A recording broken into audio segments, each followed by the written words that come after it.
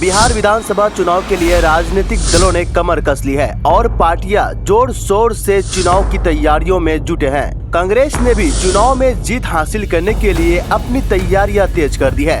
बिहार की राजधानी पटना में कांग्रेस की वर्किंग कमेटी के बैठक की बड़ी बैठक हुई, जिसमें कई नेता शामिल हुए। इस चुनाव में असदुद्दीन अवैसी की पार्टी एआईएमआईएम भी ताल ठोक रही है, जिसे लेकर कांग्रेस नेता सचिन पायलट ने कांग्रेस और राजद को सलाह दी है। एनडीटीवी को दिए इंटरव्यू में सचिन पायलट ने कहा कि हर दल जो एंटी एनडीए है उससे गठबंधन कर सकते हैं और उन्होंने कहा कि इससे हमारा गठबंधन मजबूत होगा। सचिन पायलट ने महागठबंधन और राष्ट्रीय जनता दल को लेकर कई मुद्दों को लेकर अपनी बात रखी। इस दौरान पायलट ने अवैसी से गठबंधन के सवाल पर साफ कहा कि हर वैसा दल जो एंटी एनडीए है और उनके खिलाफ लड़ रहा है उससे गठबंधन कर सकते हैं। साथ ही जब पायलट से पूछा गया कि क्या आपको लगता है कि अवैसी एंटी एनडीए है, तो उन्होंने बेबाकी से कहा कि मैं हमेशा देखता हूं कि वे बीजेपी के खिलाफ बातें करते हैं और सभी ऐसे दल यदि साथ आते हैं तो हमारा गठबंधन मजबूत होगा।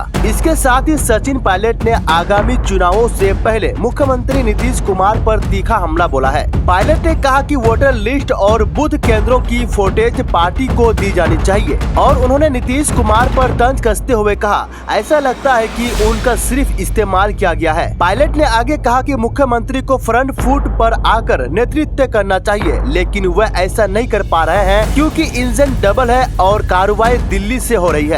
और इसके बाद सचिन पायलट ने कहा कि सभी पार्टियां अपने वादे करती हैं, लेकिन सबसे बड़ी समस्या बिहार में रिकॉर्ड तोड़ पलायन है। उन्होंने सवाल उठाया, आपने कितनी भी घोषणाएं की हो, उनका धरातल पर क्या असर हुआ है। उन्होंने इस बात पर भी जोर दिया है कि पिछले कई सालों में बिहार में कोई भी बड़ी इंडस्ट्री नहीं आई है, जबकि यहाँ पेपर चोरी होता है और लाठी मारी जाती है। सचिन पायलट ने माना कि बिहार के लोग बदलाव चाहते हैं और हर पार्टी की अपनी भूमिका होती है। पायलट ने कहा, हम पूरे महागठबंधन के साथ काम कर रहे हैं, पर कांग्रेस के भी समर्थक हैं। और उन्होंने स्पष्ट किया कि मुद्दा 5 या कम सीटों पर लड़ने का नहीं है, बल्कि व्यवस्था में बदलाव लाने का है। सचिन पायलट ने कहा कि जब सभी मिलकर लड़ेंगे तभी परिवर्तन आएगा। उन्होंने बीजेपी पर भी निशाना साधा और कहा कि उन्होंने मुख्यमंत्री पद के लिए किसी चेहरे की घोषणा नहीं की है और अपनी पार्टी के रुख को स्पष्ट करते हुए उन्होंने कहा कि पद लेने या देने के लिए नहीं है